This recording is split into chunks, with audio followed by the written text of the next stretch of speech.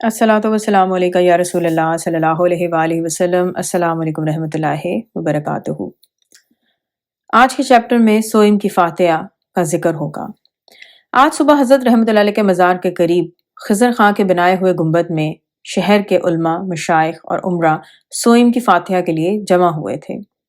سلطان محمد تغلق بھی وقت سے پہلے آ گیا اور نیاز کے آخر تک وہاں حاضر رہا۔ اس نے کہا کہ حضرت رحمۃ اللہ علیہ کے مزار پر ایک گنبد بنایا جائے۔ شیخ نصیر الدین محمود اودھی، جن کو چراغ دلی کہا گیا، انہوں نے بادشاہ سے وہی بات کی جو تدفین کے موقع پر حضرت سید احمد کرمانی نے بیان کی تھی۔ یہ سن کر سلطان تغلق نے کہا، حضرت رحمۃ اللہ علیہ کے لیے یہی زیبا تھا جو انہوں نے فرمایا، اور ہمارے لیے یہ زیبا ہے کہ ہم اپنی عقیدت اور محبت کو ظاہر کریں۔ آپ نے حضرت رحمۃ اللہ علیہ کے جو کلمات مقدس نقل کیے ہیں، ان سے یہ ظاہر نہیں ہوتا کہ آپ رحمۃ اللہ علیہ نے گنبد بنانے کی ممانعت فرمائی تھی۔ یہ سن کر شیخ نصیر الدین محمود نے بادشاہ سے کہا، یہ معاملہ میرے مخدوم زادے خواجہ سید رفیع الدین ہارون کے اختیار میں ہے، کیونکہ انہیں حضرت رحمۃ اللہ علیہ نے اپنی ذاتی تولیت عطا فرمائی تھی، یا حضرت رحمۃ اللہ علیہ کے مخدوم زادے خواجہ سید محمد امام سے دریافت کرنا چاہیے، جو حضرت بابا صاحب شکر گنج رحمۃ اللہ علیہ کے نواسے ہیں، اور حضرت رحمۃ اللہ علیہ نے انہیں اپنا بیٹا بنا کر پالا ہے، اور وفات سے کچھ دیر پہلے ان کے کان میں کوئی بات کہی تھی۔ چنانچہ سلطان دونوں کی طرف متوجہ ہوا۔ خواجہ سید رفیع الدین ہارون نے کہا کہ میں سلطان کی رائے کو ٹھیک سمجھتا ہوں، ہم سب پر اظہار عقیدت فرض ہے۔ اس جواب سے سلطان بہت خوش ہوا۔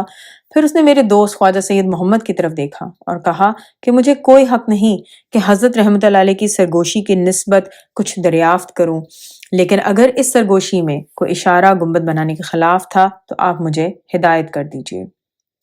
خواجہ سید محمد امام نے جواب دیا، حضرت رحمۃ اللہ علیہ نے جو کچھ میرے کان میں ارشاد فرمایا تھا وہ میری ذات کی نسبت تھا، گنبد بنانے یا نہ بنانے کا کوئی اشارہ اس میں نہیں تھا۔